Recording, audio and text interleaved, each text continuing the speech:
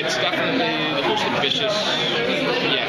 I mean, they've upped it every year, and so this has to be the most ambitious in comparison. But it really is. They've developed the stories in a more mature way. They've pushed our characters into manhood for the guys. And it's the Merlin I've been waiting for. It's the stories I've been waiting to jump into, and the character development I've been wanting to explore. And we left Merlin at the end of season 4, and where he did tip over into a darker side, and that really that's a reference for me. I think for the rest of the season, just that we're now entering into, that he is now on the other side of that river that he crossed. I think he's so confident now in himself. I think he's so confident about who he is and what he's destined to do that he's a lot more guarded. He's a lot more inward, but with that inwardness, I think comes a resilience and a power that drives him for the whole season.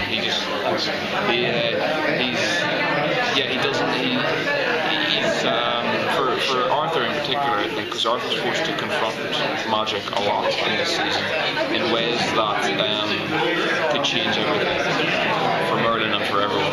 And that's really friggin' hard for Merlin. That's some of the toughest things. In fact, one of the most important scenes I think there's ever been in any season is in this season coming up. I think it is the most important scene there's ever been in terms of Merlin's magic.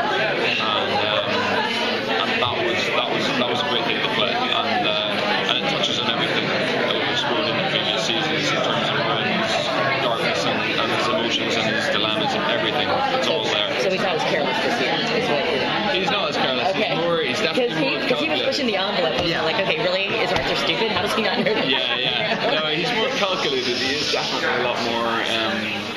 He's planning things. A lot of forces are coming directly at him. Okay. Like that, which means he has to come back bigger. And he does. And he is more powerful. He is more, in all respects, mentally, physically, and in terms of his magic, everything's up its game. That's the dragons. I think for Merlin has always been something highly important for him because he constantly refers to them as kin, as a connection, as which is why he goes back to the dragon, because he can't. There's no one else who he has that connection with. They are people of magic, creatures of magic, and regardless of it, I think there's a lot of loneliness in Merlin, and the dragon's no longer what he was. He's no longer the source of advice. Merlin's kind of now going to, because who else is he going to? So the baby dragon, I think, was a big thing for him. It's something he wanted to do for the future. And it's actually a little bit upsetting what's to come with the baby dragon. Because he seems to have chosen Morgana, kind of. Chosen Morgana, that's a big one, yeah. And something's happened with Morgana within those 3 years that we don't know about. That has, from the first opening episode, has put her on such a mission and such a drive that it's terrifying, and nobody knows what it is, or what her reasons for it are. But they will become clear throughout the season. That's another thing. It's the slow burners throughout the season as well. There's a lot of seeds that are planted that will grow later on. The relationship is definitely becomes a lot more strained, I think, because Arthur he's the king now, Guinevere's the queen. We're seeing Gwen become a real source of influence on him. We're seeing that becoming, a real rock steady duo is Gwen and Arthur, and Merlin's that influence on him, but in a completely different way, in a way that because he's so much in the know of how things should be.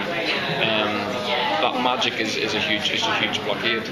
So their relationship, I think, is it's kind of what it's always been, but it's something's changed. It's maybe just because they're more mature. Maybe that's what it is. They've put us in situations which are the toughest we've ever faced, but there's still room for what we've always had, which is a bit of banter. Yeah, no, we definitely there's some great stuff coming up with. There's a lot of missions that all the knights go off on together. And Merlin's place within that now is a really interesting one because he's even at one stage he's forced to be the leader, for example, which is good because he can be now. He can do it, and whereas before maybe he couldn't, or maybe he wouldn't. They wouldn't let him. Right. So I think that says a lot about how their relationship is developed. That they actually go, all right, Merlin, go for it.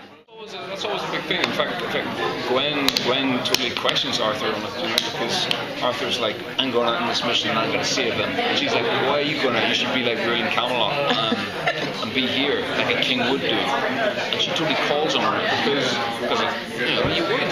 Kings don't really do that.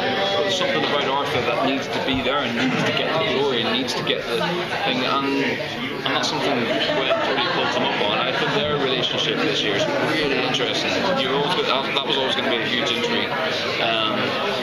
But there's some stuff coming up, because Gwen and Morgana get some stuff together. That's all I'll say. It's very, very possible because the direction we're going in now, it's solidified the legends. It's put us in a position now of it's brought us up to date almost to kind of go, right, this is all the legends, and now here they are, and that opens up a whole new avenue. That's set us up, and we're ready for more stuff. Again, we don't know how this season is going to end yet, so that's a conversation how we Johnny and Julie whenever we do, but it's very possible. There's definitely, as I said, once we know how this ends, that's something that, I'm always interested to know where your character's going to go. If there's room, if you go, okay, if it ended this season and everything was nicely rounded up in a package, then I go, okay, they're set, that's, producers, they just wanted to end it there. But if they leave it on a cliffhanger and leave it on more, then that's a conversation I have with Johnny Jr. and say, okay, what are your plans? Where do you want to go with this? And if that's an exciting prospect, I always go with the passion of something, the passion of a project, and if that's there, then yeah, that's a big thing, because the kids who were 12 years old watching this series at the beginning are now nearly 18. We have to grow up. It's like the Harry Potter films. They just progressively more darker as we go on. So that's something we've done as well, and I think the show's better for it.